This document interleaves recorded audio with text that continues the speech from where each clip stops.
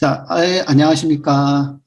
성균관대학교 부장입니다. 자, 오늘 환경 빅데이터 세미나 및 네트워킹 포럼 제2차 시작하도록 하겠습니다. 패널 두 분을 모셨습니다. 자, 숭실대학교의 김영무 교수님 나와주셨습니다. 안녕하세요, 교수님. 네, 안녕하세요. 반갑습니다. 네. 그 다음 원 아이디 랩의 방경식 이사님 나오셨습니다. 안녕하세요, 이사님. 네, 안녕하세요. 반갑습니다. 네, 감사합니다. 자, 저번 주와 이어서 2차 포럼을 하도록 하겠습니다. 자, 오늘은 주요 내용을 보니까 데이터 거래에 대한 활성화, 그 다음 AI와 메타버스가 요즘 또 핫 이슈잖아요. 예, 그거와 우리 그 빅데이터 플랫폼하고 어떻게 연계했으면 좋겠냐, 뭐 이런 것들을 좀 주로 내용으로 해서 이야기했으면 좋겠습니다. 일단 저번 주에 어떤 얘기를 좀 했었는지 다시 한번 좀 짚고 이야기를 이어가도록 하겠습니다. 자, 저번 주에 우리가 우리 환경 빅데이터 플랫폼에 대해서 간략하게 또 소개를 해드렸고, 실제로 그 포털 사이트를 보고, 패널 분들께서 이슈 사항이라든지, 그 다음에 더 좋은 부분에 대해서 향후 방향에 대해서 이야기를 또 해주셨습니다. 그래서 그런 것들이 우리가 다 좋은 어드바이스가 돼서 더 좋은 포털 사이트가 될 수 있도록 그렇게 하면 참 좋을 것 같다는 생각을 했고요. 그 다음에 그 데이터와 플랫폼, 그리고 플랫폼이 16개 플랫폼이 있어서 그 플랫폼 간에 어떻게 잘 융합을 했으면 좋겠다라는 그런 부분까지도 이야기를 했고요. 그렇게 되려면 이제 생태계라든지 그 다음에 데이터 거버넌스 이런 체계가 정확하게 구축이 돼야 된다라는 얘기를 해 주셨습니다. 그래서 그거와 별도로 해서 오늘은 좀 더 어드밴스드한 이야기를 좀 더 하겠습니다. 그래서 일단 저희가 이제 그 데이터는 이제 만들어 놨어요. 데이터를 만들어 놨는데 지금 정부가 주도하고 있는 지금 방향에 대해서 큼직큼직한 방향에 대해서 제가 조금 요약장표를 띄워놓고 미리 말씀을 좀 드리도록 하겠습니다. 자, 화면 공유 한번 하도록 하겠습니다. 자, 보이시죠? 네. 네. 자, 정부의 정책 및 방향, 좋습니다. 지금, 사실은 정부의 정책은, 최근에 그 한국판 뉴딜이라고 하는 이 정책으로 퉁쳐서 우리가 생각할 수 있지 않을까라는 생각을 하고 있습니다. 아시다시피 코로나19가 2020년, 정확하게는 19년도 후반에 발생이 돼서 실질적으로 2020년 초에 우리한테 막대한 피해를 줬는데요. 특히 경제 위기 상황이 됐습니다. 그래서 이 경제 위기를 슬기롭게 극복하기 위해서 발빠르게 문정부에서는 한국판 뉴딜이라고 해서 2020년 7월 14일 날 발표를 했습니다. 그래서 요걸 우리가 이제 버전 1.0이 됐어요. 그래서 정확하게 얘기하면 여기 장표에 있듯이 크게 두 가지 형태의 큼직큼직한 뉴딜이 있었죠. 그래서 디지털 뉴딜이 있었고요. 그 다음에 그린 뉴딜 이렇게 있습니다. 그래서 디지털 뉴딜을 보면은 이제 DNA 생태계를 강화하자. 우리가 DNA 그러면은 우리 뭐 데이터, 네트워크, 그 다음에 A가 AI잖아요. 그래서 데이터, 네트워크, AI에 관련해서 집중적으로 집중하고 그다음에 생태계를 강화시키자. 이거 첫 번째고요. 두 번째는 이걸 통해서 교육 인프라 디지털 전환을 하자. 그래서 초중고 대학교 훈련기관 등등 지금 다 온라인 형태의 학습, 이런 게 이제 활발하게 전환이 됐습니다. 그다음 세 번째, 비대면 산업을 육성하자. 그렇죠. 코로나 시대에 우리가 만나기가 참 어렵죠. 그래서 비대면 인프라 구축, 특히 의료, 근무, 비즈니스 이런 쪽에 인프라 구축을 해보자. 그다음에 네 번째는 SOC 쪽에 디지털화하자라는 거가 이렇게 큼직한 꼭지가 디지털 뉴딜에 있었고요. 그다음에 그린 뉴딜로 가가지고 첫 번째가 이제 도시, 공간, 생활, 인프라 녹색 전환. 우리가 환경에 대해서 이야기하지 않을 수가 없었잖아요. 이 환경에 대한 거는 지금 우리가 환경 플랫폼에 있어서가 아니라 지금 전 세계가 기후 온난화를 맞이해가지고 굉장히 이상기온에 대해서 굉장히 민감한 상태고 더 이상 우리가 이런 식으로 가면 안 되겠다라고 하는 그런 부분이죠. 그래서 이 그린 뉴딜 속에 결국은 환경이 있고 에너지가 있고 그다음에 그걸 통해 가지고 녹색 산업혁명, 녹색 산업 혁신을 일으키자라고 하는 그런 부분들이 있습니다. 자, 이렇게 큰 두 가지 꼭지를 통해 가지고 안전망 강화하고 그다음에 고용, 사회 안전망 구축, 그다음에 사람을 투자하고 뭐 이런 쪽으로 했었습니다. 자, 이게 벌써 1년이 지났고요. 1년이 지나고 바로 2021년 올해죠. 올해 7월 14일 버전 2가 나왔습니다. 한국판 뉴딜 2.0 해가지고 나왔죠. 우리가 1.0 때는 많이 이렇게 매스컴에도 많이 나왔는데 2.0 되면서 조금 시들시들한 느낌도 없지 않아 있는데 사실 알고 보면 그 비전이나 이런 것들이 더 크고 그다음에 더 디테일하고 더 확대가 됐다 이렇게 생각하시면 될 것 같습니다. 그 한국판 뉴딜 2.0 보시면 추진 과제가 디지털 뉴딜, 그린 뉴딜에서 더 하나가 더 들어갔죠. 휴먼 뉴딜이라고 하는 것이 더 들어가서 사람을 투자하자, 고용사회 안전망, 그다음에 청년 정책, 격차 해소라고 하는 인간 중심의 세상으로 가자. 인간이 제일 중요하다. 이렇게 본 것이죠. 그다음에 밑에 네 번째 지역 균형 뉴딜이라고 해서 세 번째, 네 번째 뉴딜이 더 붙어서 디지털 뉴딜과 그린 뉴딜과 합쳐가지고 대한민국을 대한민국 대전환을 통해서 선도 국가로 도약하자라고 하는 것이고요.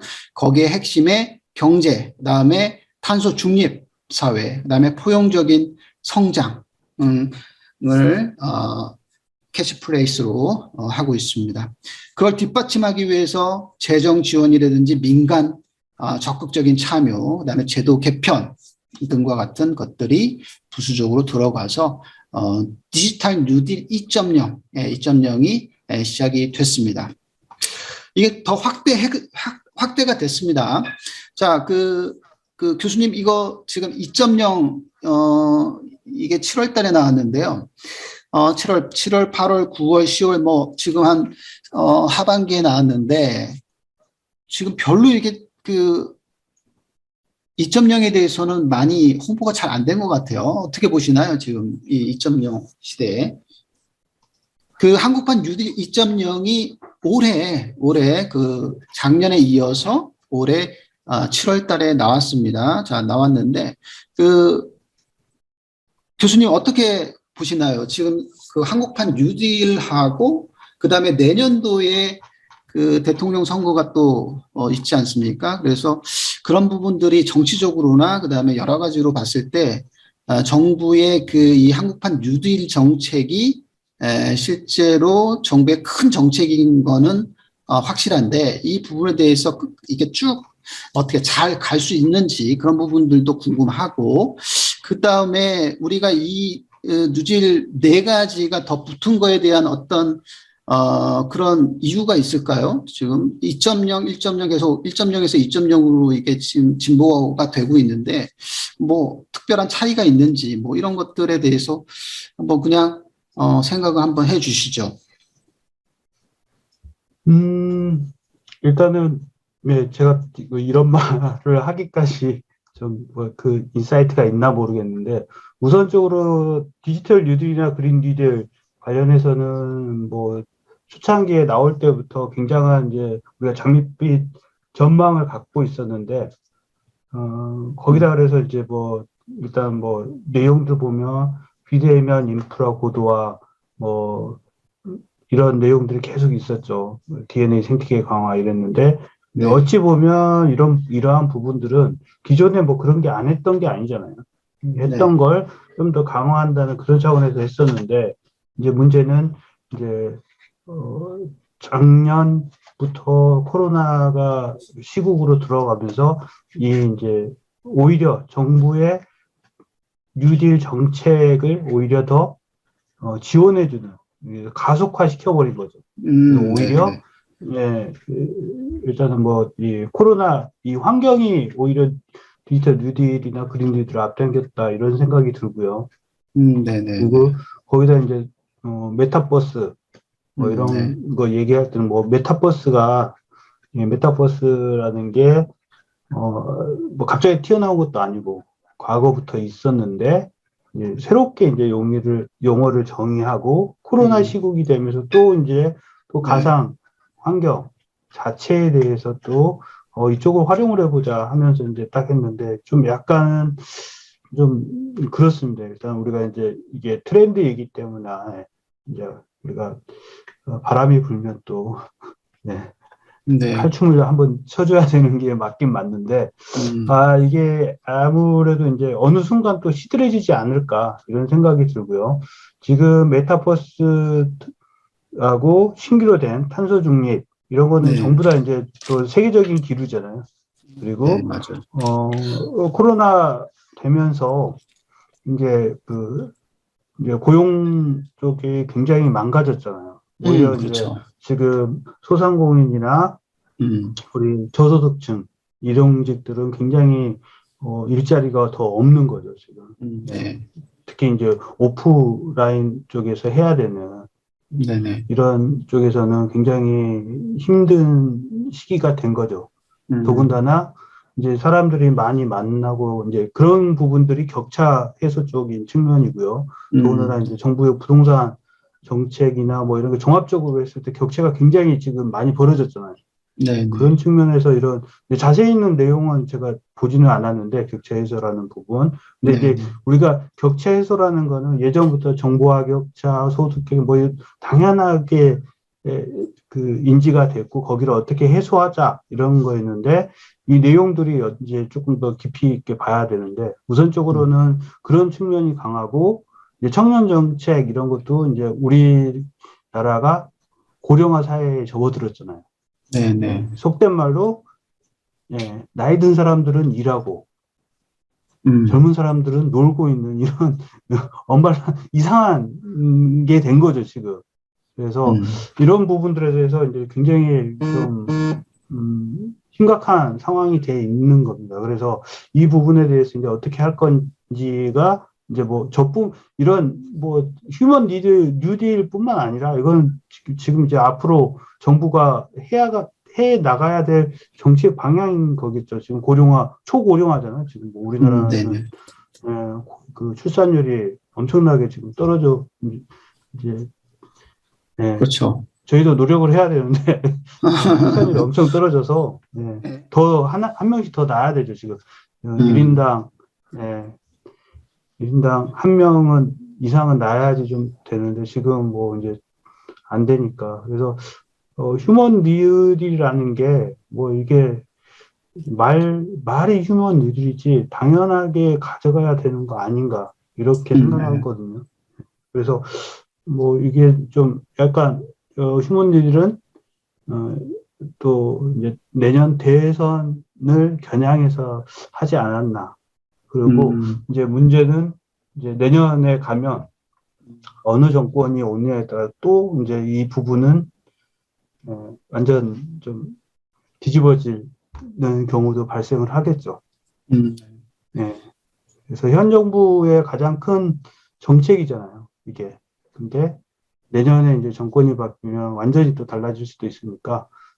그런데 뭐 지금 휴먼 뉴딜이나 이런 부분은 굉장히 우리가 다 같이 공감을 하고 있는 그런 정책적인 내용인 것 같습니다. 네. 기업에서는 어떻게 생각을 하고 계시나요? 그 한국판 뉴딜에 대해서 2020년 지금 1.0 버전에서 이렇게 마련한 것을 2.0으로 버전 업그레이드하면서 새로운 뉴딜이 또 플러스 알파가 됐고요. 지금 1.0에서가 2025년까지 160조를 재정을 투자하겠다. 국비 이렇게 해서 국비는 114.21조 원 플러스 해가지고 했는데 이게 더 확대가 됐다고 얘기를 하고 있습니다. 그래서 휴먼 뉴딜 그다음에 지역 균형 뉴딜 이쪽으로 좀 더 들어간 것 같아요. 그래서 과거에 이제 정부 주도의 참여뿐만 아니라 민간이 주도하는 그런 형태의 참여가 많이 이루어질 것으로 보고 있어요. 그래서 매칭 펀드라든지 이런 것들도 더 활성화되는 추세인 것 같아요. 그래서 R&D 같은 경우나 그 다음에 새롭게 이 어떤 사업을 하는 데 있어서 민간의 펀드가 주도가 돼서 이렇게 가는 형태도 굉장히 육성을 하려고 하는 것 같습니다. 근데 이제 내년도 3월 달에 정권 대선이 있고요. 그래서 어떻게 될지 모르겠지만, 일단은 지금 나와 있는 후보들이, 대통령 후보들을 봤을 때, 4차 산업혁명에 대한 인식, 그 다음에 그게 중요하다라는 인식은 다 가지고 계신 것 같아요. 그래서 특히 이제 데이터의 인식, 그 다음에 AI와 같은 여기 DNA라고 이야기를 했고, 어떤 분들은 뭐 ABC, 이런 얘기도 하고 있고요. 하고 있는데 그런 인식은 중요하다라는 인식은 다 공감을 하고 계시고 그런 것 같아요. 그래서 디지털 뉴딜이나 그다음에 환경에 대한 인식도 되게 중요하다라고 인식을 하고 있어서 이런 정부의 정책 방향이 그렇게 크게 바뀌지 않지 않겠냐. 정권이 바뀐다 하더라도 그리고 이 각 부처마다 의견을 집대성해서 이게 나왔기 때문에 2025년까지는 이렇게 쭉 가지 않나 그렇게 싶습니다. 기업에서 보는 한국판 뉴딜에 대한 체감 이런 건 사실 별로 있나요, 없나요? 이게 별로 없죠? 있으신가요? 이게 지금? 저희 같이 특정 기술을 연구하는 중소기업에서는 크게 체감되지 않는 정책이고 진행에 대해서 이렇게 와닿지 않긴 하는데, 이게 어떤 기술적 편향이나 사회적 분위기, 어떤 흐름에 따라서 그냥 일시적으로 만들어지는 정책이 아니라 2025년도까지라고 하지만 이게 지속적으로 뭔가 계속 갈 수 있는 방향으로 추진이 잘 됐으면 하는 그 정도의 바람은 있습니다. 네. 네. 그리고 신규 쪽을 보게 되면은 아까 말씀하셨듯이 메타버스와 같은 초연결 신산업 육성한다. 이게 디지털 뉴딜에 새롭게 신규로 들어간 거 좀 특이하다라고 보실 수가 있을 것 같고 그린 뉴딜에서는 이제 탄소 중립, 그래서 탄소 중립 추진 기반 구축, 그런 부분이 조금 더 들어갔어요. 환경적인 부분 굉장히 중요하다라고 했어요. 그래서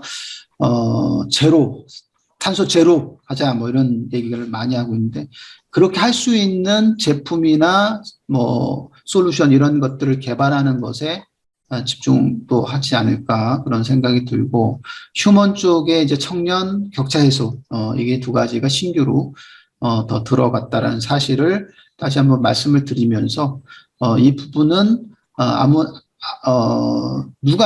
어떤 정권이 한다고 하더라도 정부의 일단 2025년도까지는 크게 변함없는 아주 중요한 정책과 방향이라고 우리가 인지를 하고 계속 가야 되겠다라는 생각은 변함이 없는 것 같습니다. 자, 그래서 말인데 결국은 우리가 데이터 플랫폼을 만들었잖아요. 16개 데이터 플랫폼을 만들었는데 그 다음에 단계는 우리가 어느 방향으로 가야 되느냐. 그게 굉장히 이제 우리의 향후의 방향에 대해서 한번 생각을 할 필요가 있는데요.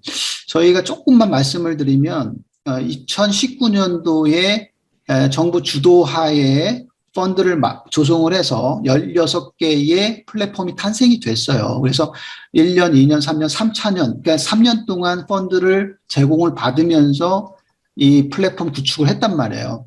근데 이제 내년부터는 당장 이 플랫폼을 운영하고 발전해 가는 그런 형태를 정부의 펀드 없이 그죠? 정부 펀드 없이 플랫폼 주관기관 16개, 거기 밑에 들어가 있는 각 센터들이 거의 10개 이상 되는데, 그러면은, 한 160개 정도 되는 센터들이 있을 거란 말이죠. 그런 센터들이 자생을 해서 자기네들이, 뭐, 이렇게 운영을 할 수 있는 그런 부분이 돼야 되는데, 이 부분에 대해서 제3자 입장에서, 제가 요번에 사실은 그런 플랫폼 참여를 전혀 하지 않은, 전문가들을 모신 이유가 바로 그런 부분입니다. 제3자 입장에서 생각을 해주시기 위해서, 말씀을 듣고 싶어서 그렇습니다. 이걸 잘 운영하기 위해서는 어떻게, 펀드 없이 이게 운영을 해야 되는데, 향후에, 당장 다음 달부터요. 이게 어떻게 가능할까요? 이게 어떻게 하면 좋을까요? 이 부분에 대해서 좀, 뭐 몇 책은 아니더라도 그래도 제3자 입장에서 이런 방향으로 갔으면 좋겠다. 뭐 이런 것 좀 얘기를 해주시면, 고맙겠습니다. 네. 교수님 어떠세요? 지금 사실 이 사업에 직접적으로 참여를 안 해서, 정확하게는 잘 모르고 계시지만, 그래도, 많은 평가나 여러 가지 이게 두루두루 보시면서, 우리가 이런 사업을 하고 있다는 사실은 분명히 알고 계시고, 그 다음에 데이터 바우처 사업이라든지, 그 다음에 빅데이터 플랫폼 사업인지, AI 학습 데이터셋을 만드는 사업이라든지, 굵직굵직한 사업들이 있다는 사실은 다 알고 계셨던 거라, 내년도에 이제 자금을 안 받아요. 근데 운영은 해야 돼요. 어떤 뭐 해법이 있을까요, 이거? 참 어려운 문제인데. 네, 굉장히 네, 어려운 문제고요. 별로 생각을 네네. 안 해봤던 문제를 이제 얘기하라고 하니까 굉장히 난해하고 어떻게 말을 할까 모르겠는데, 우선적으로 이제 이 빅데이터 플랫폼 16개죠. 이 16개, 그리고 센터가 거기에 따라서 몇 개씩 붙어 있나요? 한 10개씩 붙어 있다고 생각하시면 될 것 예. 같습니다. 그러면 그거 자체적으로 거대한 플랫폼이잖아요. 네네. 어떻게 보면 데이터를 쌓고 이런데, 이제 문제는 기업 부처도 있고 기업도 있고, 그런데 이제 우선적으로는 이제 부처 중심의, 그죠, 뭐 경기도도 있고 또 문화부도 있고, 이제 지금 여기 저희는 환경은, 환경부랑 예, 밀접한 관계가 있죠. 환경부도 그러면 그런 데는 자생이 가능할 것으로 생각을 해요. 왜냐 음, 그러면 이제 나름대로 부처들에서 이 사업을 할 때 음, 관련돼서 이제 이걸 자생적으로 이끌어 음, 가겠다 하고, 이제 뭐 들리는 말로는 내년도 예산의 일부 음, 부처에서는 이거 운영을 위한 예산을 음, 일반 예산으로 받았다 이런 얘기도 있어요. 그러다 음, 보니까 이제 부처는 괜찮은데, 이제 음, 문제는 여기에 딸린 기업들이 문제인 거죠. 음, 과연 기업들이 이 여기에서 생산해내는 데이터를 가지고 거래가 활발히 이루어질 거냐. 네, 여기에 대해서는 일단은 우리 이제 구 교수님이 이제 이 환경 빅데이터 플랫폼을 운영을 하면서 네네. 실질적으로 데이터를 파셨잖아요. 음, 네, 거래 건수가 있다고 해서 이제 거래를 팔고 그랬는데, 그게 네네. 이제 매출이 어느 정도 되나요? 네, 그 부분도 중요한 얘기를 해주셨는데, 네, 이거 그래서 그 자랑할 수 매출을, 없을 만큼의 매출이죠. 예, 그죠. 얘기하기가 좀 이게, 궁색해지고 좀 창피한 부분이 있는데, 네네. 그런 매출 규모로 이게 뭐 과연 민간 기업들이 여기에 꾸준하게 이 컨소를 유지하면서 유지가 될 수 있을까? 그거는 좀 약간 퀘스천이라고 생각을 해요. 이제 네, 여기는 민간은 이익이 있으면 그쪽으로 다 옮겨가거든요. 네, 그래서 아니면 이제 정부 각 부처에서 부처 내에서도 이제 우리나라는 R&D 규모가 20조가 넘어가잖아요. 네네네. 네, 그러면 어, 20조인가요? R&D 한 그 정도 됩니다. 예, 네, 20조, 네, 그러죠. 10조에서 그 20조 정도. 사이가 될 21조? 거예요. 예. 예, 그러니까 부처마다 다 R&D를 또 가지고 있어요. 네네. 그러면 이걸 또 어떻게 이제 이 빅데이터 활용하는, 이 데이터를 활용하는 사업들을 만들어낼 건가, 더군다나 이제 정부에서 지금 아까 음. 이제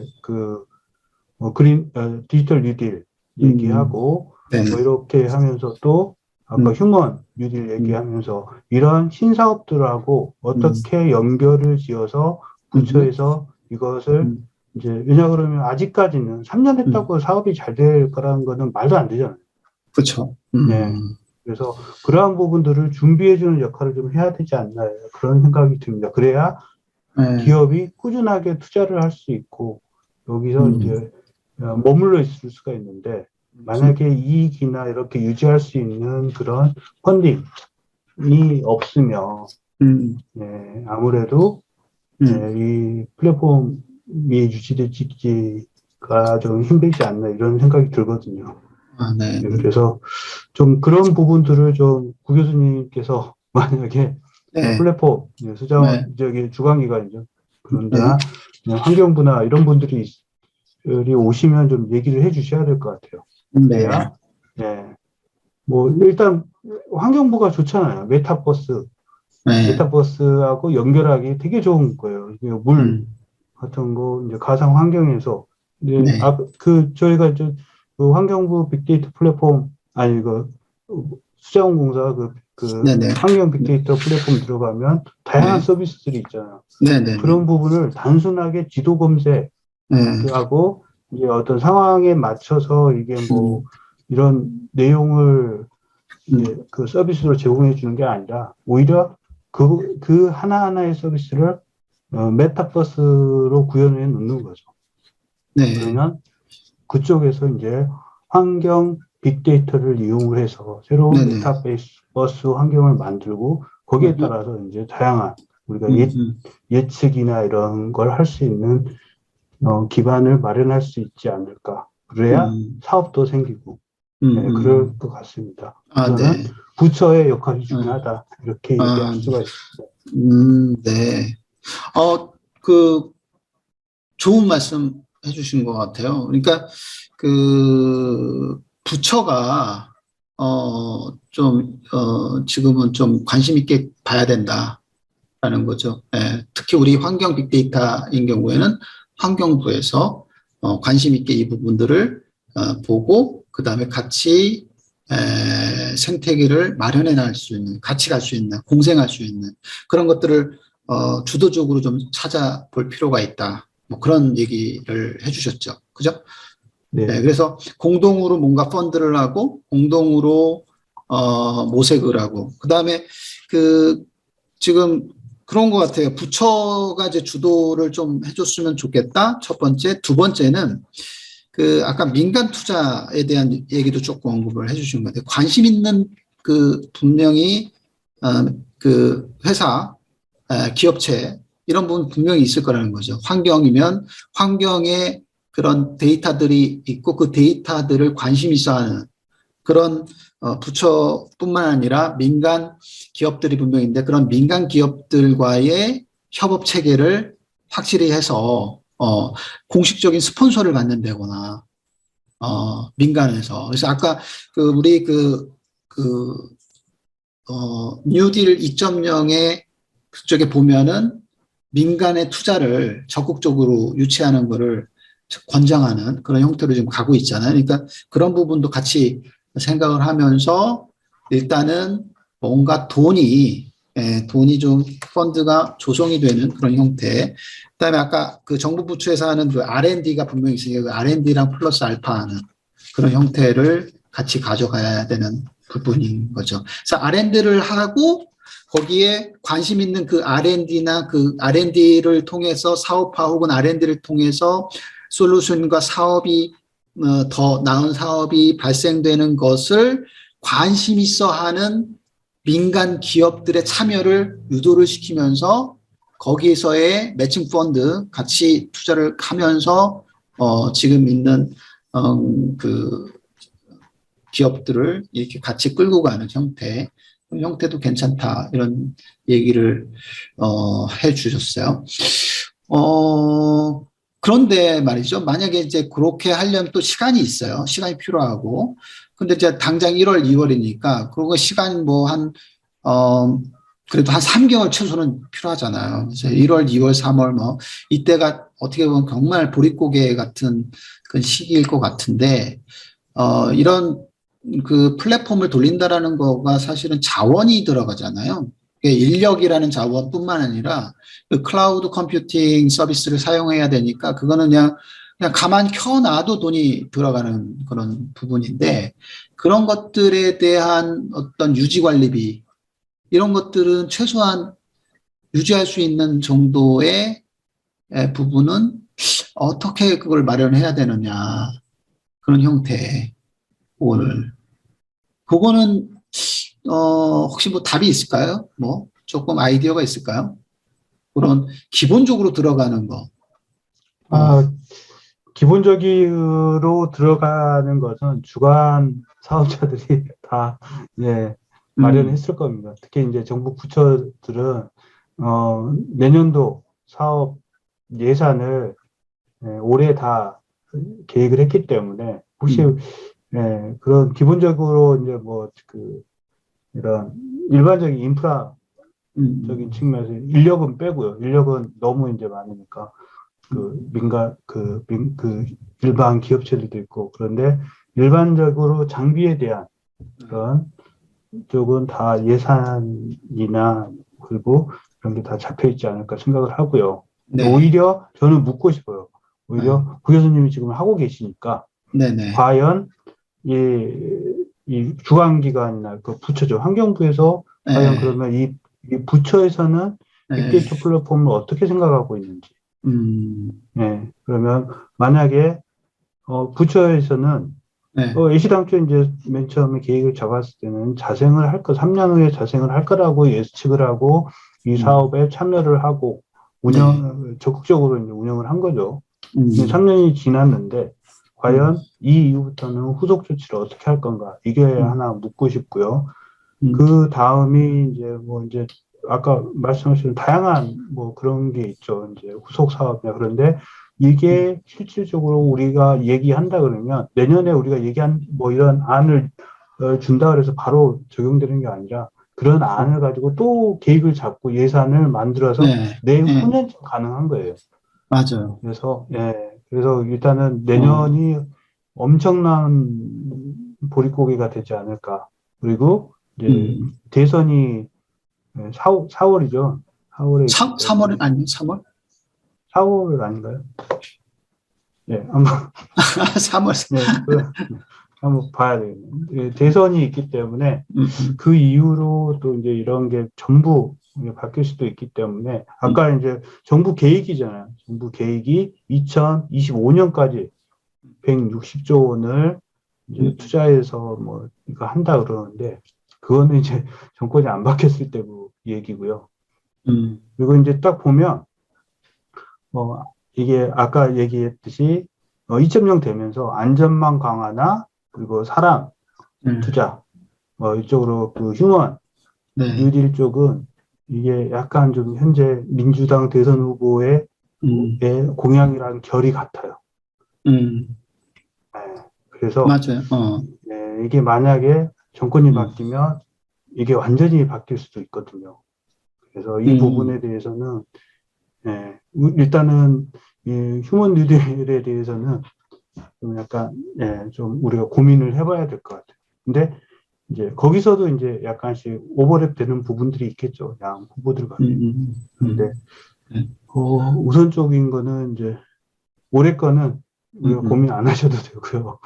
내년에 대해서 내년 거는 고민을 안 하셔도 되고 내후년에 대해서 어떻게 할 건지 고민을 하셔야 될 것 같아요. 내년은 정말 보릿고개가 될 것 같습니다. 그리고 이제 여기서 이제 살아남으려고 그러면 실질적으로 R&D나 이런 것도 올해 기획이 끝나서 내년 이거 연말이나 내년 초에 공고가 되잖아요. 그러면 대부분이 다 계획이 있단 말이에요. 그래서 그런 부분이 이제 반영하려고 그러면 올해 열심히 계획을 짜서 내년에 내후년에 반영되게끔 해야 되는 거죠.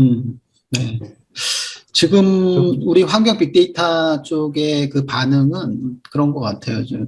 그 협의체를 구성을 일단 했고요. 그래서 내년도에 이거를 어떻게 잘 풀어갈 거냐를 이제 협의체를 통해서 이렇게 그 협의를 하고 했는데 거기에 이제 반응은 뭐냐면 지금 우리가 했던 데이터를 그 수집하고 가공해서 갱신하는 거 이런 부분들은 다 기업이나 그다음에 기관에서 다 가능하다. 가능하다. 그 가능할 수 있는 거는 그동안 3년 동안 수동으로 했던 거를 반자동 혹은 자동으로 좀 이렇게 구축을 했고 두 번째는 뭐 그러다 보니 특별한 인건비는 크게 발생되지 않는 그런 부분이면서 그다음에 저희 그 환경 빅데이터 같은 경우는 기관들이 그 기관이나 기업체들은 이제 그 갱신에 대한 데이터 갱신에 대해서는 다 뭐 어려움 없이 할 수 있다라고 표명을 하고 있고, 근데 이제 문제는 신규 데이터를 발굴하고 육성하는 그런 부분은 좀 어렵다, 라는 그런 의견이 많고, 그 다음에 어떻게 하면 그리고 특히 우리는 기관이 많아가지고 유료 데이터가 별로 없어요. 다 무료 데이터로 그 오픈을 했기 때문에 그러니까 이제 거기서 매출이 저조하고 그다음에 매출이 없으니까 지금과 같은 상황이 일어났는데 수자원공사의 주관 기관으로서의 수자원공사는 아마도 그런 예산 확보는 하고 있지 않을까 얘기를 하고 있지만 근데 그 수자원공사 얘기는 그거는 플랫폼만 국한된 것이다. 라고 얘기를 하고 나머지 센터들은 센터에서 자생해라 라는 부분을 이제 기본적인 원칙으로 생각하고 있고 그 센터 중에서도 우리가 기관과 같은 공기관과 같은 그 센터들이 있거든요. 그런 부분들이 꽤 있어서 거기는 이제 어느 정도는 인력이라든지 그 다음에 그 자금이나 이런 것들은 뭐 하려고 하는 것 같아요. 그게 이제 사실은 계약 조건에도 2년 동안은 더 해야 해라라고 하는 그런 계약 조건이 있었기 때문에 그거는 기관에서 의무로 뭐 생각을 하고 할 것 같아요. 그렇지만 더 나은 어떤 뭔가의 서비스나 혁신 서비스를 한다거나 신규 데이터를 만들어내는 그런 거는 좀 어렵지 않냐라는 생각이고요. 그리고 우리 성균관대학교 같은 경우는 그 플랫폼의 참여기관으로 참여를 했기 때문에 우리는 또 센터도 아니었거든요. 그래서 플랫폼의 참여기관이고 저희 학교 입장은 뭐 연구 교육기관이고요. 비영리 기관이기 때문에 무료 데이터고요. 그래서 실질적으로 수익 창출이 안 돼요. 네, 그렇기 때문에 저는 그래서 그 아이디어로 우리와 같은 비영리면서 교육기관이면서 플랫폼의 참여기관으로 되어 있는 기관인 경우 그런 경우에는 결국은 뭔가를 별도로 해야 된다. 근데 저희 같은 경우는 연구기관이면서 그 교육기관이기 때문에 가칭, 환경 빅데이터 뭐 전문 인력 양성 사업 뭐 이런 것들을 가칭으로 생각을 하고 환경부, K워터 각 센터들이 같이 공동으로 전문 인력 양성 사업을 만드는 거죠. 사업 아까 R&D 중에 하나로 그런 사업을 만들고 그거를 이제 공동으로 마련을 해서 그 뭐 년 12회, 뭐 월 1회, 뭐 주 1회 뭐 이런 식으로 다양하게 온라인, 오프라인 교육 커리큘럼을 좀 만들어서 이제 그 공격적으로 교육생을 모집하고 그 교육생을 양질의 교육 서비스를 하고 그죠? 그래서 우리는 이제 우리 입장에서는 그런 교육 서비스를 지원하는 거는 충분히 할 수 있다. 그렇죠. 그래서 그 교육을 받은 사람들이 서티파이드 환경부 그런 자격증 서티를 취득할 수 있도록 하고 그걸 통해서 일자리 창출이라든지 그런 교육생들이 창업 활동을 할 수 있게끔 그러면 결국은 아까 디지털 뉴딜에서 얘기하는 청년 그 육성 이런 거 그다음에 그 창업 육성하는 거와 일맥상통하면서 그쪽에도 일조할 수 있고 그렇게 가면 어떨까라는 제안은 지금 저는 하고는 있는데 그게 뭐 지금 어떤 아니라서 어떻게 될지 잘 모르겠습니다. 그건 어떠세요? 제 생각은 그런 부분들은 기업에서는 그런 식으로 해서 기업의 좋은 양질의 그런 그 전문 인력들을 또 이렇게 배출해주고 데이터 인재들을 또 배출해주고 그러면은 참 좋잖아요, 그죠? 뭐 이런 스타일로 뭔가 비즈니스를 더 하고 그래서 그 비즈니스를 통해서 수익이 창출되고 그거를 이제 교육 목적, 그다음에 연구 목적에 계속 쓰는 그런 형태로 저희는 나갈 거다라는 생각을 하고 있습니다.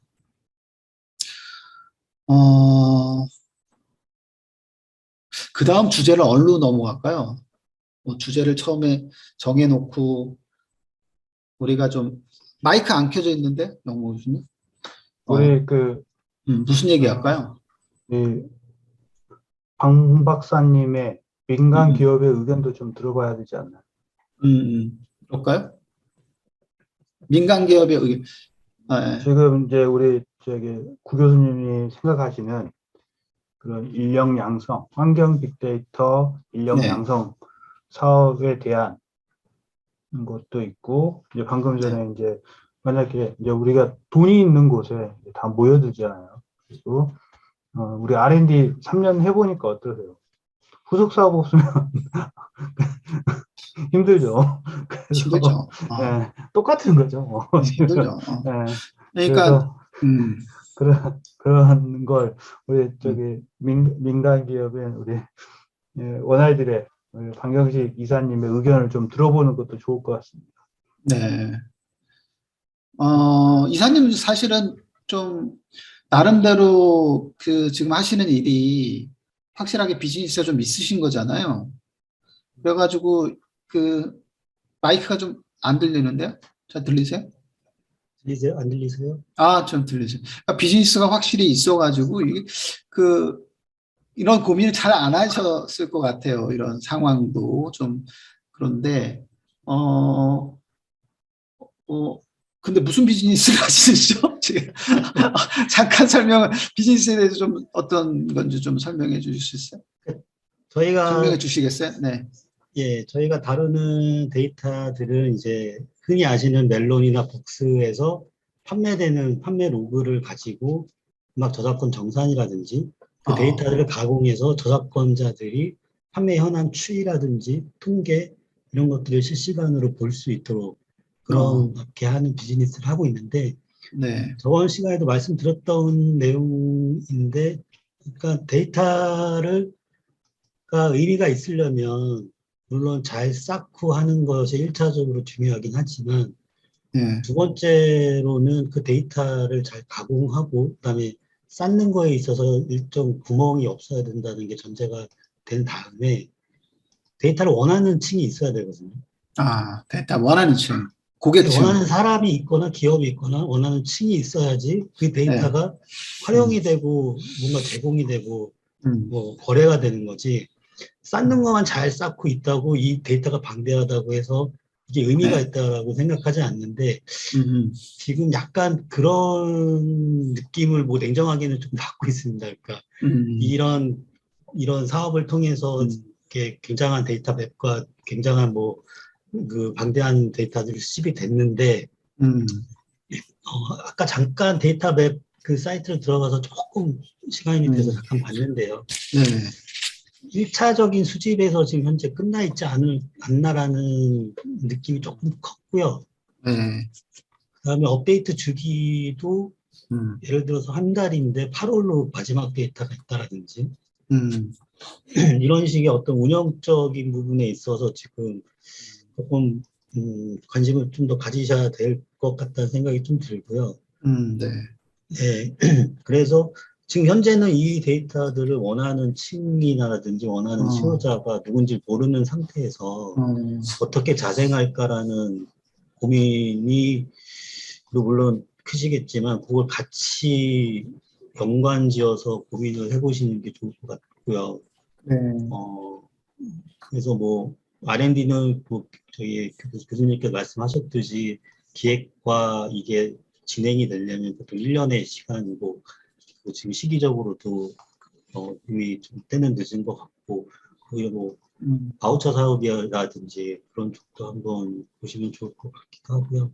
근데 교수님께서 말씀하신 그 인력 양성과 같은 거는 굉장히 좋은 아이디어라고 생각을 합니다. 그러니까 기업체들도 데이터를 다루고 가공하고 이걸 분석하고 하는 인력들을 분명히 필요로 하는데 네, 뭐 관에서 인정해주는 그런 자격을 취득할 수 있는 커리큘럼을 해서 그걸 운영을 하시면 기업체 같은 입장에서는 좋은 인력을 영입할 수 있는 기회가 많아지니까 안 그래도 뭐 개발자라든지 이런 인력난이 굉장히 심한 지금 환경에서 사람 뽑기 정말 힘들거든요. 네, 네, 그렇게 계속 나온다면 굉장히 좋은 아이디어를 내신 것 같아요. 네. 어, 굉장히 임팩트 있는 말씀을 해주셨어요, 진짜. 우리가 뭐 돈을 벌려면 그 돈을 누가 사가야 되는데 결국은 정확한 수요자, 고객층을 지금도 늦지 않았으니까 찾아야 된다. 정확한 수요자를 찾고 정확하게 고객 마케팅을 하고 유치를 해가지고 그게 인력이든 아니면 데이터 제공이든 서비스든 그걸 해줘야 이걸 매출이 일어나고 순순한 구조가 되고 생태계가 유지가 되는 것이지 그냥 막연하게 아이고 운영해야 되는데 데이터 올려야 되는데 이러면은 뭐 안 되죠. 그런 전혀 그런 부분들에 대해서 더 고민을 해야 되겠네요. 센터들이 만들어내는 데이터 자산에 대해서 조금 더 고객층을 찾아라. 그게 1차적인 제공보다 2차 가공까지 하는 것을 염두에 둬야 될 것 같고, 그러니까 네, 김영무 교수님 말씀하셨듯이 이게 민간 기업이 하는 비즈니스 형태는 성격보다는 어떤 공공의 성격이 크기 때문에 네, 네, 이렇게 센터들이나 제공하는 업체나 기관들과 네, 그런 층들을 연계하는 또 다른 어떤 지원, 뭐 투자, 뭐 이런 그 R&D 같은 성격의 바우처 같은 네, 사업에 그런 네, 게 지속적으로 돼야지만 뭔가 활성화가 될 것 같다는 생각이 들었습니다. 네, 네. 알겠습니다.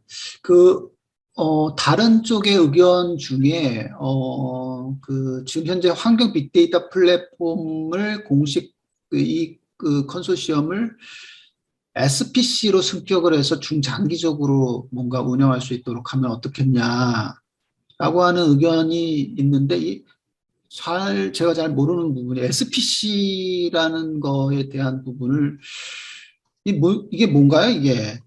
많이 들어는 봤는데, SPC. 예, 그래서, 그, 뭐, 김홍 교수님 혹시 SPC 얘기하실 수 있나요, 이게? 그, 예, 처음 들어봅니다. 아니, 예, 저희 예. 쪽에서 하는 거는 소프트웨어 네네, 쪽 산업, 그 소프트웨어, 뭐죠? 소프트웨어 기업협회를 네, SPC라고 하는데, 예, 예, 근데 이제, 좀 그렇대요. 갑자기 예, 이제 SPC의 약자를 좀 알아야지 뭐 얘기를 하는데, SPC가 예, 뭔지 좀 약간, 예. 예, 아니면 우리가 아는 SPC는 파리바게트 프랜차이즈 전문 기업이죠. 예. 예, 그래서 예. 이게 SPC라고 어디에서 그런 용어가 나왔나요? 아마도 찾아보면은 나올 건데, 우리가 스마트 시티 사업 같은 거 할 때, 스마트 시티 사업할 때 SPC 설립을 해서 거기서 뭔가 하는, 뭐 그런 얘기를 많이 들었어요. 그러니까 대규모 사업을 아, 할 적에 어떤 땅도 필요하고, 그 다음에 그거를 분양도 해야 되고, 뭔가 뭐 해야 되는데, 뭐 중간에 컨트롤 타워 같은 역할을 하면서, 잠깐만요. 찾아볼게요. 그 SPC는 목적 범위라는 스페셜 뜻이 퍼포즈 컴페니라고 해서 특수 네네. 목적 법인을 얘기를 한다고 합니다. 그래서 예. 우리가 얘기하는 대장동 이슈 나왔던 화천대유 같은 아, 업체를 SPC라고 한다네요. 예. 그래서 뭐 말 그대로 예, 영어 그대로 특수 목적 법인, 예, 스페셜 스페셜 퍼포스 퍼포즈 컴퍼니. 예. 그래서 뭐 새로운 특수 그냥 목적 회사를 하나 만들어서 예, 그 회사가 운영 관리하고 비즈니스 하자. 뭐 이런 얘기인가요? 그리고 그 예, 그렇죠. SPC에 참여할 수 있는 사람들은 누군 거예요, 그러면? 지금 우리가 플랫폼 컨소시엄으로 들어왔던 그 플랫폼 그 주관기관이나 참여기관, 그 다음에 센터들이 다 참여할 수 있고, 거기에다가 민간기관, 관심 있는 기관도 다 참여할 수 있는 그런 형태인가요? 여기는 이제 저기 인터넷에 나왔는데 이제 네, 여기는 법인 등기 전담 예, 네, 그 로펌인 테헤란에서 이렇게 설명을 해놨네요. SPC의 법인의 뜻은 특수목적 회사로 법인 회사가 어떤 사업을 진행하거나 특수한 목적을 달성하기 위해 법인을 내는 경우가 많다. 사업 음, 규모가 상당하고 오가는 음, 금액이 클 경우에 안전한 운영을 위해 SPC 법인을 설립해서 한다. 이렇게 얘기를 하고 있네요. 네, 그래서 일단 뭐 잘못 오해하면 뭐 페이퍼 컴퍼니라고 얘기를 하는 거고요. 음, 그래서 일단 이 화치데이 같은 게 좋은 예가 되겠죠. 그래서 네, 일단은 지금 이제 그 환경 빅데이터에서는 SPC 법인을 이제 하나를 만들겠어요. 일단 일명 뭐 하나 이 환경 빅데이터 운영을 위한 하나의 법인을 만들어서 하는 건데 문제는 이제 이게 과연 여기에 동참하려고 하는 기관들이 이제 말은 좋은데 이게 실질적으로는 겸직을 하거나 아니면 음, 이제 그렇게 해야 되는 거죠. 그러면 이제 이렇게 되는 거죠. 거기에 화천대유 주주들 같이 그 천화동인 1호, 2호, 3호, 4호가 이렇게 되는 거죠. 이제 빅데이터 이제 그 플랫폼이 있다 그러면 그 센터들이 그 천화동인 1호, 2호, 3호 같이 되는 거죠. 화천대유에. 그래서 음, 그런데 이제 이게 문제는 그래도 이제 돈이 있어야 되잖아. 음, 돈이 있어야 되니까 네, 어디서 펀딩을 받을 거냐가 중요한 것 같아요. 지금 상황에서 음, 지금 수익이 하나도 안 나는 이 상황에서 과연 이 여기에 펀딩을 해서 참여를 할는지 이런 게 이제 뭐 약간 퀘스천인 거죠. 네. 다른 그 사안으로 다른 그 안건으로 한번 넘어갈게요. 그러니까 그 데이터 융합에 대한 얘기 한번 해줬으면 좋겠습니다. 그러니까 저희가 이제 자기 자체의 데이터를 발굴하고 그다음에 가공해서 이제 상품을 만들었단 말이에요. 근데 이제 거기에 봤더니 이런 데이터와 이런 데이터를 잘 융합하면 또 다른 상품이 만들어질 수 있다라는 거. 그래서 이제 데이터 융합의 강조성, 중요성이 나타났는데, 근데 실제로 지금까지 3년 동안은 자기 데이터 만드느냐고, 자기 것만 봤거든요. 그래서 다른 데이터들을 사실 보지 못했어요. 그런데 이제 지금은 이제 데이터 융합을 통해 가지고 또 시너지를 일으키고 또 더 좋은, 아, 부산물, 산출물을 만들면 참 좋겠다라는 건데, 이게 실질적으로 자기 것만 이렇게 보고는 이 그 센터에서 다른 데이터도 들여다보고 이게 조인을 할 수 있어야 되는데, 융합할 수 있어야 되는데, 이게 생각보다 쉽지는 않아요. 이게 더 좋은 방법이 없을까, 이런 그 융합할 수 있는 방법? 데이터를 융합하는 거. 이런 부분.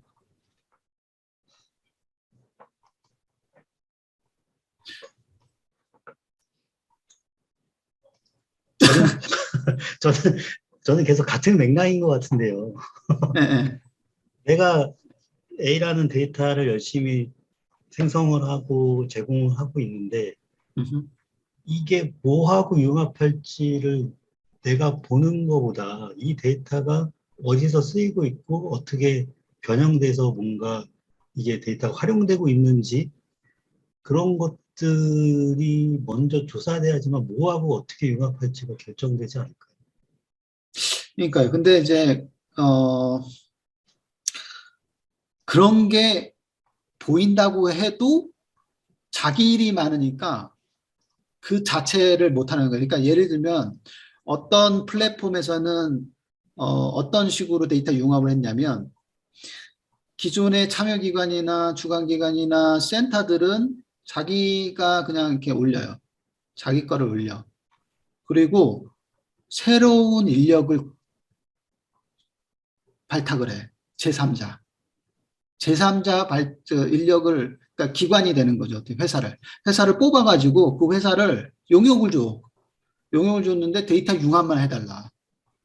그쪽으로만 한번 봐라. 그 회사는 데이터 융합만 보는 거야.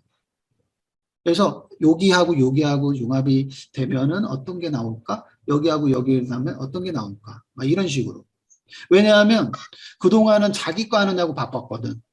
그리고 자기 것만 해도 벅차거든. 그러니까 못 보는 거야. 다른 데이터를. 그러니까 제3자를 아예 그냥 용역으로 해가지고, 용역 발주를 해가지고, 할 수 있게끔 그렇게 했는데, 그것도 꽤 효과가 있다라는 그 얘기도 있고요. 첫 번째. 그런 방법도 있는 것 같고, 그다음에 두 번째는 저는 사실은 후자를 더 좋아하는데 뭐냐면 학교를 줘라. 학교. 학교 연구기관이고 연구기관은 결국 뭐냐면 석사, 박사, 학위하면서 논문을 써야 되는데 결국 논문이라고 하는 게 결국 뭐냐면 데이터 융합해가지고 인사이트를 얻고 그거를 잘 정리해 놓은 게 논문 아니냐. 그럼 결국은 학교라고 하는 쪽은 자연스럽게 그거를 할 수밖에 없다. 내가 기상 데이터를 통해 가지고 여기 하나 갖고 오고 그다음에 또 저쪽에 산림에 대한 부분도 갖고 하고 의료 데이터도 갖고 와 가지고 이걸 가지고 뭔가 융합하면 뭐가 생기다. 라고 하는 그런 것들을 과연 어디서 하겠냐. 그런 거를 연구 집단에서 할 수밖에 없지 않냐. 그 연구 집단은 결국 어디냐? 가장 자연스럽게 할 수 있는 대학밖에 없지 않냐. 라고 생각을 하거든요, 저는. 그래서 데이터 융합을 하고 싶다면 아예 연구기관의 그런 것들을, 용역으로 주든 뭘로 주든 줬으면 좋겠다. 라는 것도 저는 생각을 하고 있는데, 일단 그런 패스도 있을 것 같고요. 또 어나더 또 있을까? 막 그런 생각. 융합을 한다. 지금 오픈 다 돼 있어. 웬만하면 내가 찾으면 뭔가 나와. 그리고 찾을 수 있는 시스템을 마련했어. 과거엔 사실은요, 내가 데이터 사업을 하고 싶거나 데이터 연구를 하고 싶어도 데이터가 실제 없었거나 어떻게 찾아야 될지 몰랐거든요. 지금은 사실 돈 있으면 살 수는 있는 상태는 됐어요. 예를 들면 내가 상권 분석을 하고 싶다 그러면은 상권 분석을 하기 위해서는 상권에 해당되는 부분의 카드 매출 그런 동태를 살펴봐야 되는데 과거에는요. 이 플랫폼이 없었을 때는 이거 어디서 사지? 카드 회사한테 전화를 해야 되나? 전화번호를 뭘 전화를 해야 되지? 몰랐어요. 못 샀다고 해. 예.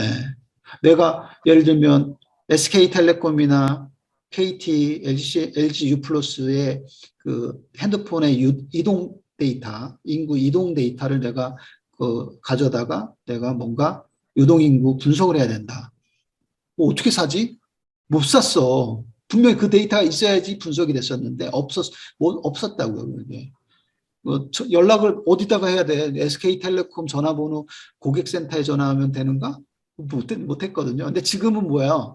이게 다 이게 뭉쳐져 있고 어딘가에 컨택 포인트가 있으니까 돈만 있으면 살 수는 있는 그런 상태는 됐어요. 그게 기관이든 진짜 한낱 개인이든 개인도 그걸 살 수가 있는 세상이 됐다는 거에 대해서는 일단은 그래도 더 접근성 같은 거는 굉장히 좋아졌다.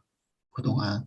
근데 이제 그런 건데, 어, 일단은 융합을 해서 할 수 있는 그런 집단, 그런 부분에 좀 뭔가 들어가서 할 수 있게 전문 부분이 해야 되지 않을까라는 생각을 하고 있는데, 모르겠습니다.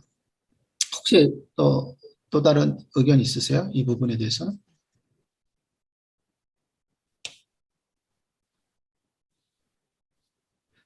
네. 의견 없으시면 뭐 이 정도 하시고, 그 다음에 끝으로 뭐 그런 거 있잖아요. 아까 그 AI와 그 메타버스하고 이 플랫폼하고 연계할 수 있다? 연계한다? 이 가능한가요, 이게?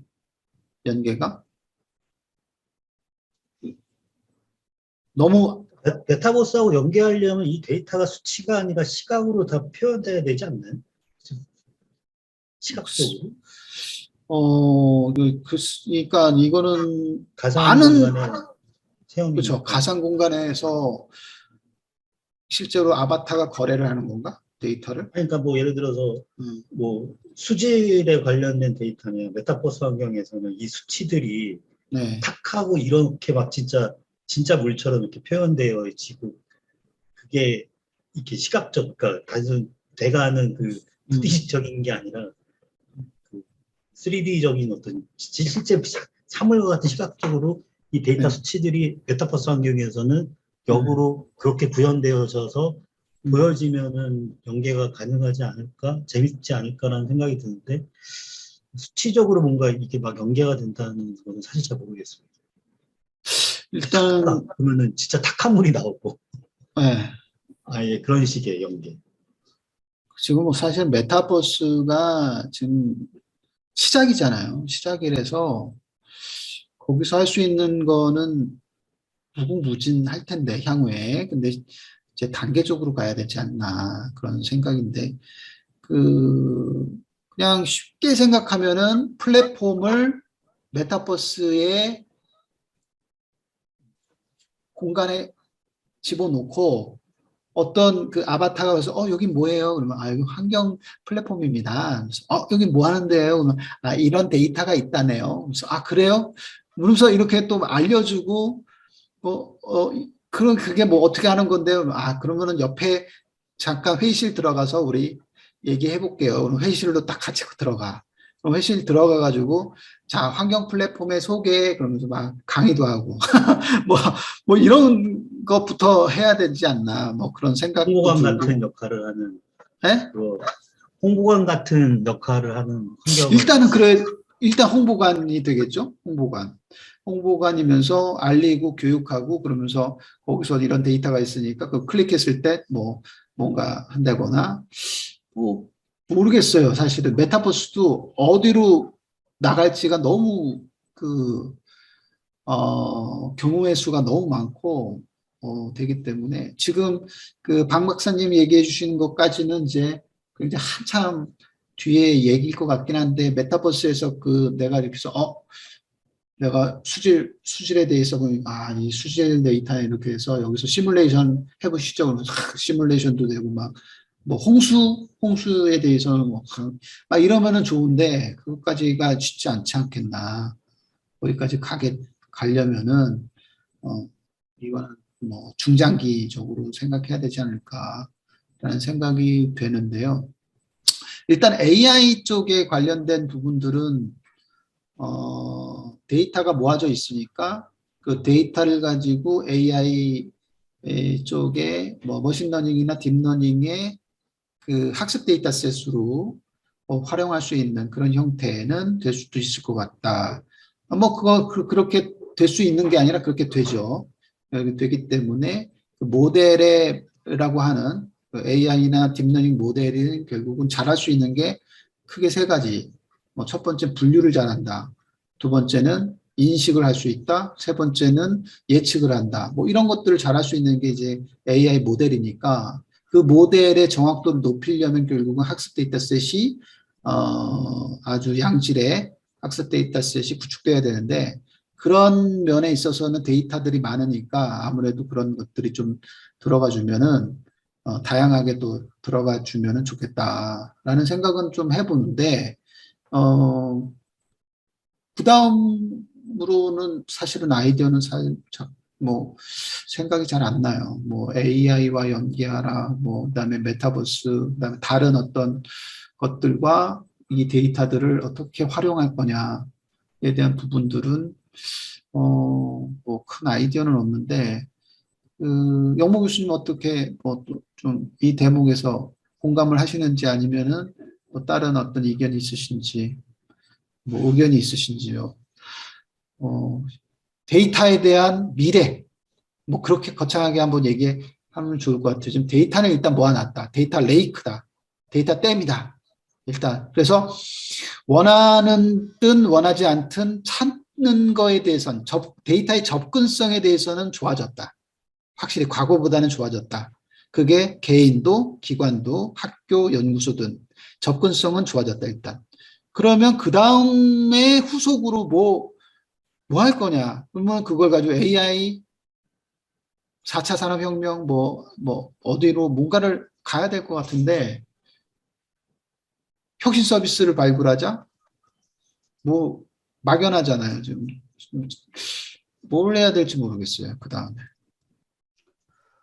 굉장히 그 미래가 네, 미래 이 사업을 빅데이터가 그 플랫폼 사업을 구상했을 때 이런 얘기가 나왔어야죠. 근데 막연하게 우리가 데이터를 수집해 놓으면 음, 누구나 가져가서 양질의 데이터를 가져가서 다양한 서비스를 만들고 활용이 굉장히 많이 될 거다. 이렇게 예측을 하고 사업을 했을 텐데 실상은 또 그렇지가 않잖아요. 네. 실제 필요한 사람들한테 필요한 거지 일반인들한테 다 필요한 건 아니거든요. 그러면 과연 이제 이러한 자료들이 데이터 자체가 있는 것도 굉장히 좋은 거죠. 언제든지 접근성이 좋아졌다는 거는 굉장히 훌륭한 일인데 이제 문제는 어떻게 활용할 거냐. 그러면 여기에 따른 이제 다양한 홍보나 이런 게 또 우선이 돼야 되고요. 그다음에 이제 이 데이터를 활용하는 측면에서 다양한 활용 예들을 좀 만들어줘야 되지 않나 그런 생각도 들거든요. 그리고 아까 이제 메타버스, 뭐 AI 쪽에서는 뭐 저희가 뭐 다 지금도 하고 있잖아요. 네. AI 쪽에서 지금 환경 빅데이터 가지고 교수님도 하고 계시잖아요. 예측하시고. 어. 네. 근데 뭐 지금 뭐 AI 쪽에 뭐 더 가져가라 그러면 좀 그럴 것 같고 음, AI든 뭐든 이런 기반 기술을 가지고 어떻게 활용할 거냐 이게 관건이기 때문에 우선적으로는 아까 이제 그 메타버스를 얘기하시는데 좀 우리가 좁게 생각하면 기존에 우리가 지금 그죠 우리가 뭐 메타버스 환경에서 뭘 하네 어쩌네 다 이런 거는 기존에 있던 플랫폼을 활용하는 거예요. 맞죠? 네. 제페토나 뭐 베더타운이나 뭐 포트나이트나 이런 걸 가지고 이제 거기에다가 우리가 어떻게 자리 하나 틀어볼까 이런 생각을 하고 있는데 이제 문제는 걔네 플랫폼에서 우리 데이터에 맞는 그런 환경을 만들어주냐 이거죠. 전혀 음, 아니 지금은 거의 이제 그거죠 즐기는 쪽에 포커싱이 맞춰져 있기 때문에 음, 예. 그래서 만약에 한다 그러면 우선적으로 이제 우리가 음, 좁게 보면 음, 우리가 가상 환경을 만들고 예를 들면 음, 이제 이거죠. 서울을 하나 만들어 놓는 거예요. 서울에 일단 강남 네. 예, 이렇게 이제 가상 환경을 만들어 놓고 그리고 이것도 어마어마한 그 사업이 될 텐데 거기에 따라서 환경 빅데이터라고 하면 서울시의 기존에 축적된 데이터를 가지고 우리가 뭐 기후나 뭐 이런 걸 물이나 이런 걸 다 예측을 할 수가 있는 거잖아요. 그런 수치들이 다 반영될 수 있도록 우리가 디지털 트윈이라고 들어보셨죠? 네. 그런 형태가 돼야지만 이 환경 빅데이터에 대한 게 맞지 않나 그런 생각을 해보고요. 네. 지금 기존에 우리가 알고 있는 이런 플랫폼은 그냥 환경 빅데이터하고는 전혀 안 맞는 거죠. 지금은. 네. 음, 그래서 디지털 트윈 쪽으로 간다 그러면 실질적으로 다양하게 건물을 지었는데 기후나 뭐 이런 물이나 수해도 나고 뭐 이런 걸 다 예측한 수치나 이런 게 있으면 시뮬레이션이 가능하잖아요. 그리고 미래 네. 환경이 이렇게 바뀌었으면 이제 뭐 어떤 뭐 음흠. 건축적에서는 어떻게 이제 어떤 그 모델하우스나 이런 걸 만들 수도 있으니까 그런 걸 음. 우리가 이제 활용하는 쪽에서 이렇게 해야지 기존에 딱 만들어져 있는 그 오히려 그냥 그거죠. 이제 어떤 모임이나 회의에 맞춰져 즐기는 거에 맞춰져 있는 그런 메타버스 환경하고 지금 이제 지금 빅데이터 플랫폼에서 만든 환경 빅데이터 여기에서 만든 걸 어거지로 갖다 넣는다는 거는 좀 안 맞는 거죠. 뭐 혹시 저쪽은 또 맞겠죠. 저기 문화체육관광부에서 하는 그쪽 빅데이터는 다양한 그 그 데이터가 있잖아요. 컨텐츠나 이런 게. 그래서 거기는 이제 지금하고 맞아요. 왜냐하면 문화를 항의하는 쪽으로 지금 그 빅데이터, 아니, 메타버스 환경이 구축되어 있기 때문에. 근데, 좀 환경 빅데이터는 또 다른 측면이죠. 오히려 빅데이터, 아니, 환경 빅데이터 플랫폼에 맞는 메타버스 환경을 만들 필요가 있는 거죠, 지금은. 이쪽에서는 그쪽으로 가야 되는 거죠. 네. 사설이 너무 길었습니다. 네. 그렇죠. 아, 어려워요. 자르십시오. 네, 자르십시오. 그냥 그러면은 샘플로, 그러니까 샘플이라고 일단은 그 이사님 오셨잖아요. 아까 살짝 그 회사에서 하시는 그 데이터 사업에 대해서 말씀을 좀 해주셨는데, 너무 짧게 말씀을 해주셔가지고, 그러니까, 아마 또 처음부터 그렇게 그 사업을 팍 한 건 아니란 말이죠. 지금 모든 비즈니스가. 처음에는 데이터부터 어떻게 좀 뭐 이렇게 해보자 그러고 시작을 했을 거고, 1년 지나서, 요게 또 요구사항이 있으니까 이렇게 바뀌었을 거고, 그다음에 요런 문제점이 있으니까 뭐 이렇게 플랫폼 어떻게 얹어가지고 좀 더 했고, 뭐 이렇게 계속 이렇게 버전 업그레이드 되면서 뭔가 나갔을 거잖아요. 지금 상태가. 그러니까 초창기에 그 어떤 비즈니스 모델은 어떤 거였고, 그다음에 중간에 어떤 변화가 있고 요구사항이 있었고, 그런 요구사항 때문에 이런 것들이 만들어졌고, 현재 여기 상태다. 아까 뭐 그 저작권 거래에 대한 뭐 그런 얘기를 하셨는데, 처음부터 저작권 거래하자 뭐 이런 거 나온 거 아니었잖아요. 그러니까 시작은 저작권자들이 내가 아, 열심히 네, 또 뭐 저작권자든 앨범 제작자든 뭐 가수 연주자든 그냥 네, 통칭해서 저작권자라고 그냥 했을 때 네. 그 사람들이 열심히 활동을 하고 했는데 멜론에서도 많이 틀어지고 밖에 나가서 보면 자기 노래도 많이 틀어지는 것 같은데 음. 내가 멜론에서 얼마나 팔렸는지 뭐 이거를 알 수 있는 방법이 4개월 뒤에 알 수 있었어요.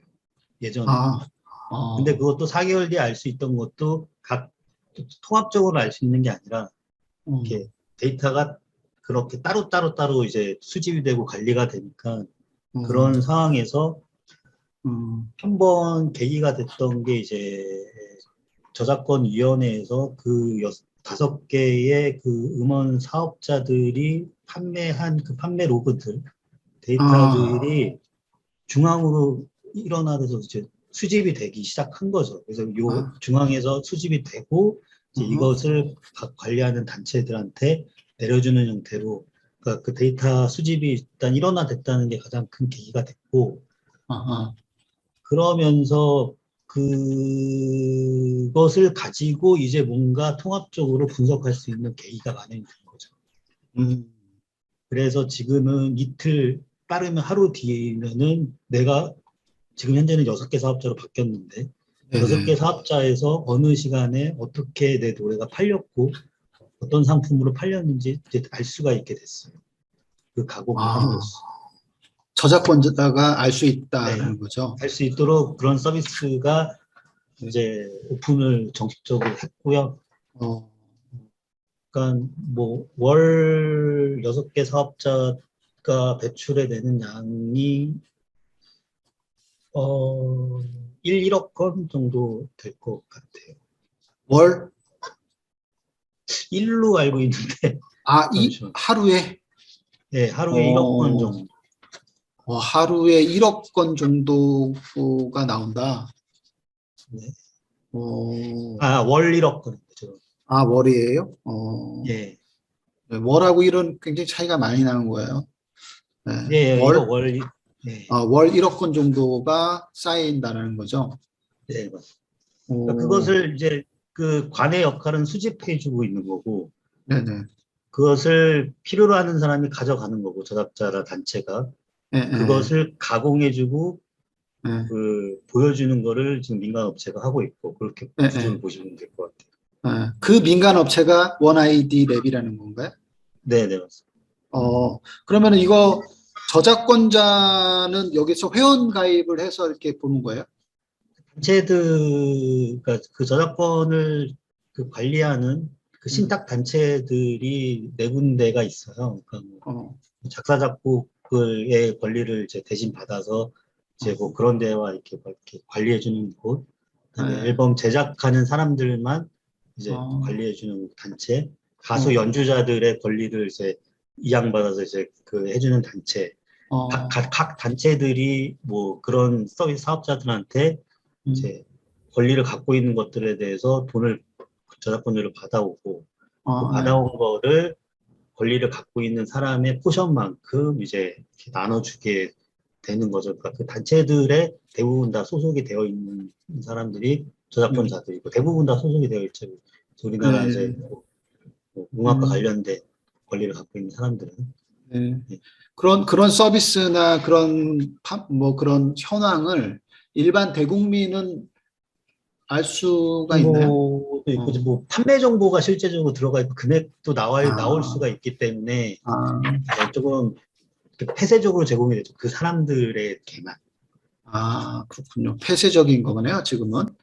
예, 어디, 그렇죠. 폐쇄적이긴 한데 저작권자의 보호를 위해서 이렇게 이 데이터 일원화시켜서 데이터를 수집해가지고 그거를 정산까지 제대로 잘 할 수 있도록 그래서 저작권자들이 전혀 문제 없이 나의 저작권이 제대로 잘 유통되고 판매되고 그다음 정산까지 잘 되고 있구나라는 것을 안심 있게 이렇게 볼 수 있는 그런 그리고 이게 서비스다. 또 음, 이제 뭐 앨범을 제작하거나 하는 음, 그런 제작사들은 이게 하나의 또 마케팅 수단의 데이터로 활용될 수 있기 때문에 네. 굉장히 관심 있게 보고 있죠.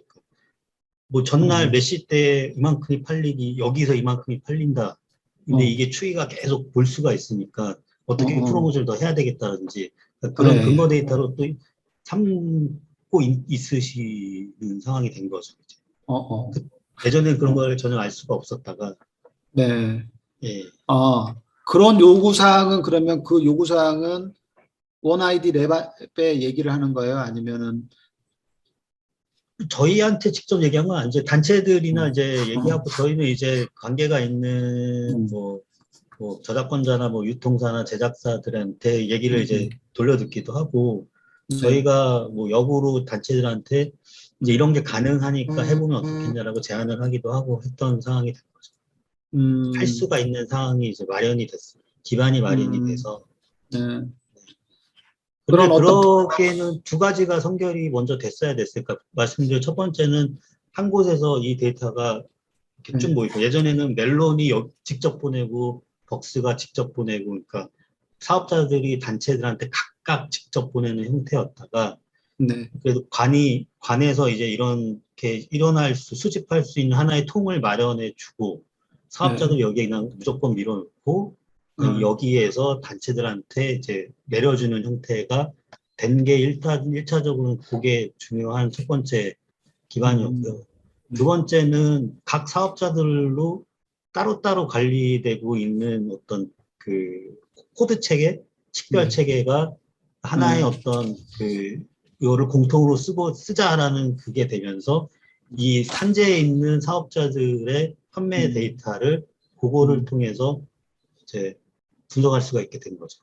음, 그러니까 이 그러네요. 사업자가 그럼에도 불구하고 A라는 체계를 계속 고집하고 이 사업자가 어, B라는 체계를 계속 고집했다면 어, 한 번 더 일이 될 수가 있었겠지만 이게 어, 뭐 X라는 걸로 하자라고 통일을 해줬기 때문에 네, 두 가지 기반이 이제 네, 확정이 되면서 운영이 그게 되고 하면서 이제 네, 지금까지 올 수 있었는데 네. 되게 오래 걸렸어요. 그런 과정이 얼마나 걸린 거예요, 그게? 일단 꽤 이렇게 걸린 건가? 하자라고 논의가 어, 시작되면서 된 어, 거부터 해서 이게 어, 정착이 되고 이 서비스가 나올 음, 때까지 어, 5, 6년 넘게 걸린 것 같아요. 예. 되게 어려운 일이네요. 그리고 그 사이에 실제로 뭐 그 데이터의 표준화가 일어나서 네. 한 형태로 맞추는 작업 그런 부분도 분명히 있었을 것이고요. 네. 가장 어려웠던 것들이 그렇게 하려고 하는 그런 어떤 거버넌스 체계가 구축된 게 참 다행이다라는 생각인데 그게 이제 저작권위원회에서 주도적으로 하는 건가요? 근데 저작권 예, 그러니까 뭐 사실 문체부에 뭐 문체부 밑에 저작권 문체부가 예가 그, 있으니까 예, 그렇죠, 그렇죠. 예. 문체, 관의 역할이 차적으로는 컸죠. 정책으로 먼저 삼아지고 네네. 음악 종량제라는 게 도입이 되기 시작하면서 이게 네. 이제 논의되고 준비가 되고 뭐 이렇게 왔기 때문에 어찌됐건 이 관이 일단은 주도적으로 뭔가 계속 중심을 잡아주면 예, 발전되는 것 같아요. 어, 그러면은 지금 그게 만들어져서 뭐 저작권자든, 그다음에 그 기관이든, 관련 단체든, 다 좋아하나요? 아니면은 뭐 또 다른 일단은 어떤 이슈가 있나요? 가수 연주자들의 단체가 우선적으로 서비스를 오픈을 했고요. 네. 예, 그쪽에서는 그 가수 연주자들 회원들 그런 저작권자들의 관심은 굉장히 예, 큰 게 지금 되게 큰 어, 상황입니다. 네. 어떻게 보면 진짜 생태계가 조성이 된 거네요. 윈윈하고 있는 그런 네. 형태가 되는 거네요. 네. 우리나라 뭐 K-팝뿐만 아니라 K 콘텐츠는 뭐 어, 요즘 뭐 좋은 소식으로 그냥 장식하고 있어서 참 다행이다. 예, 그래서 우리 그 애들한테는 웬만하면 저작권자가 됐으면 좋겠다. 어? 제발, 플리즈. 다른 거 하지 말고 어떻게 저작권자가 좀 됐으면 좋겠다. 어? 라고 아유, 막 얘기를 하지만 그게 미래의 먹거리고 비전이다. 막 이런 얘기를 많이 하고 있어요. 근데 이게 참 어려운 건데 그런데도 불구하고 우리 K 콘텐츠가 정말 사실 그 콘텐츠가 데이터잖아요. 그래서 그런 게 굉장히 잘 됐구나. 문체부 그다음에 거기 이제 위원.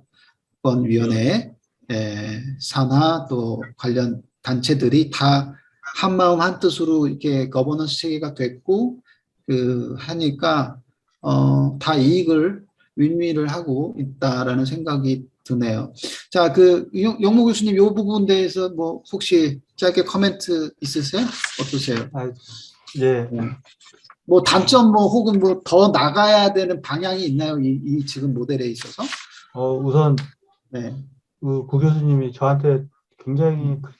약간 좀 이슈화되는 질문만 던져가지고 지금 굉장히 그래요. 난해한데, 예, 나중에 예. 예, 굉장히 이 영상이 공개되면 공격을 엄청나게 많이 받겠다 이런 생각이 들어요. 예, 누가? 제가 제가 받아야 아니면 저한테 화살을 돌리겠죠. 이게 잘 편집해줘서 좀 큰일 웬만하면 났네. 웬만하면 어떡하지? 잘 안 드러나게끔. 예, 그리고 우선 뭐 이제 문체부에서 굉장히 노력을 많이 했죠. 어, 그 십몇 년 만에 이룬 것 같아요. 예, 그래요. 이런 UCI 지금 어, 현재까지 온 게 네, 굉장히 오랜 시간을 투자를 많이 했던 것 같고 네, 일단은 뭐 하나의 그 아까 그 데이터 이것도 이제 데이터 거버넌스죠. 네, 거버넌스의 하나의 네. 일환이죠. 왜냐 음, 그러면 기존에 이제 어떤 그 체계화된 식별 체계나 이런 게 없고 거기에 따라서 그런 게 안 되다 보니까 집계가 안 돼요. 집계가 안 음, 되니까 이런 걸 또 회원이나 누구한테 또 알려줄 수도 없고 알려줄 수도 음, 없으니까 정산이 투명한 정산이 안 되네. 어쩌 이런 다양한 일이 복합적으로 일어났던 거죠. 그런데 이 데이터 체계 자체를 만들면서 이제 모든 게 하나씩 이제 우리가 톱니바퀴가 하나씩 맞춰 들어가는 그런 역할을 했던 것 같아요. 그래서 그 일환이 하나 첫 번째가 이제 데이터 체계를 만드는 거였죠. 그래서 이제 거기에 따라서 UCI라는 식별 체계를 통해서 이제 일원화를 시키고 거기에 따라서 이제 뭐 그러니까 그 전에 이제 이런 식별 체계나 이런 게 없었으면 우후죽순 아까 이제 우리 방역식 박사님 말씀처럼 우후죽순 만들어내는 데이터에 대해서 어떻게 정제를 할 수가 없잖아요. 네, 정제를 하거나 이제 집계를 못 냈는데 그런 부분들이 해소가 되니까 네, 최종적으로는 이제 각 협회나 이런 데서 그런 데이터를 활용할 수 있었던 거죠. 그래서 각각의 속해 있는 회원들한테 회원 서비스들을 이제 이렇게 예, 지금 하루 만에 이제 이렇게 집계를 내서 보여줄 수 있는 그런 서비스까지 지금 현재 온 것 같습니다. 그래서 일단은 이 빅데이터 플랫폼도 그런 역할을 하셔야 되는 거예요. 그래서 지금 현재 데이터는 많이 써놨는데 정제되지 않은 데이터는 굉장히 사용하기 힘들겠죠. 그래서 그러한 부분들에 맞춰서 작업을 해 나가는 것도 향후 앞으로 이제 무조건 이제 자생을 해야 된다 이런 것보다는 지금 3년 만에 모든 것을 다 네, 완비하고 자생할 수 있는 기반을 마련한다. 이건 좀 약간 좀 네, 너무 큰 사업이잖아요. 그래서 뭐 돈을 또 이제 정부에서 받았지만은 각 이 참여하는 멤버들이 또 펀딩을 하는 것도 아니었고 그러다 보니까 그러한 부분에 대해서 좀 앞으로는 좀 더 좀 준비를 해야 되지 않을까. 정말 이제 필요한 아까 그 중에 하나가 이제 아까 말씀하신 다양한 활용 사례나 융합 사례 이런 것도 있지만은 데이터 정제나 어떤 그 데이터 체계 이런 부분에 대해서는 좀 가져가야 되지 않을까 그런 생각을 해봅니다. 네. 네, 짧게 말씀해달라고 했는데 엄청 네. 기네요. 우리가 사실 3년이 짧죠. 굉장히 짧죠. 네, 네. 굉장히 짧죠. 네, 아까 방 박사님 말씀하셨지만은, 그 다음에 그 교수님 말씀하셨지만, 그 저작권 요구하는데 10년 정도 이상 걸렸다고 얘기했잖아요. 그러니까 3년이면 정말 아기 단계인 거죠, 지금 이제. 그래서, 이제 데이터를 좀 접근성이 좋게 만들었다. 그리고, 체계, 그 수집 체계라든지, 그다음에 가공 체계, 그다음에 이제 정제와 품질을 좀 알게 됐다. 데이터의 품질, 그다음에 정제를 잘 해야지만 융합도 잘 되는구나라는 걸 알게 되는 그런 형태. 그리고 국민의 인식, 그 생태계에 참여했던 기관 플러스 거기에 인력들이 데이터가 이제는 되게 가치가 있고 그다음에 돈이 될 수 있는 그런 사업이구나라는 걸 인식하는 그런 계기만 해도 굉장히 소중한 기간이었고 향후에 더 이 부분들을 더 집중적으로 잘 관찰하고 잘 갈 수 있도록 이렇게 가이드 역할을 좀 물신양면 해야 되겠다라는 생각이 되고요. 어찌됐든 우리는 4차 산업혁명 속에 살고 있고요. 4차 산업이라고 하는 단어가 나온 지 별로 안 됐습니다. 그래서 초창기라고 생각을 하시면 되고요. 이 혁명자가 붙었죠. 그래서 그냥 짧은 파도는 아니다. 크고 긴 파도고 이 혁명을 잘 극복하고 헤쳐나가면 우리가 주도적인 국가가 될 것이고 그렇지 않으면 이 선도 국가에서 후퇴되는 그런 형태를 우리가 역사상에서 많이 봤기 때문에 간과하지 말고 계속 주기적으로 집중할 필요가 있다라고 생각을 하고요. 짧지만 그래도 두루두루 이야기를 했습니다. 데이터의 융합, 데이터 그 미래까지 쭉 얘기를 했습니다. 1차, 2차 네트워킹 포럼을 통해서 어떤 많은 조언을 주셨던 다시 한번 패널 두 분께 감사의 말씀드리고요. 이제 신년이 되잖아요. 2022년. 그다음에 연말 연시인데 코로나 시대에 건강하게 잘 극복하시고 아무쪼록 건강하시고요. 두 분 말씀 너무 감사했습니다. 다시 한번 감사드립니다. 감사합니다. 어, 감사합니다.